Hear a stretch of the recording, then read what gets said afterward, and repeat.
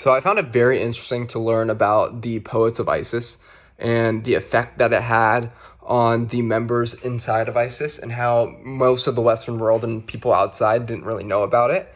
And kind of getting to why how they didn't know about it, people in the outside world, is that on the outside world, ISIS would post like beheadings and torture methods, and then people would be like, oh, there's just such terrible people and everything. While inside, the propaganda going on there is poetry and how they're trying to return to this golden age of the Islamic State, and how in the poem they always talk about lions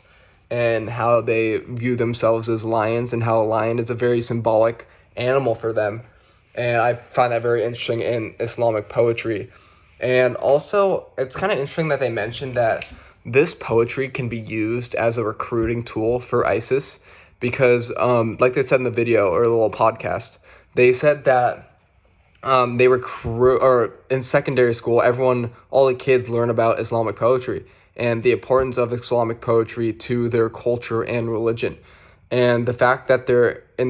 that ISIS has all this poetry going on, they could potentially use that as a recruiting tool to recruit people into ISIS. And they could have done that when they were going on the streets and, going into people's houses and trying to recruit and get people to join, because they're going to return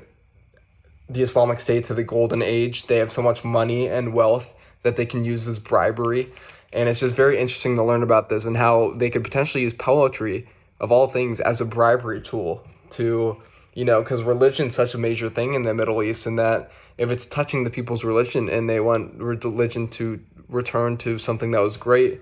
considering the fact that things aren't good now because of the war, is a definitely very good recruiting tool.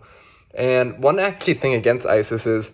they sing these poems about like women and like praising women and returning back and being part of the religion and having poems about religion, but they still go out and rape women. And I feel like that's very contradictory to the claim, because they're going out of their way to disregard what they're saying and, totally do inhumane acts against these females that are going against them. And,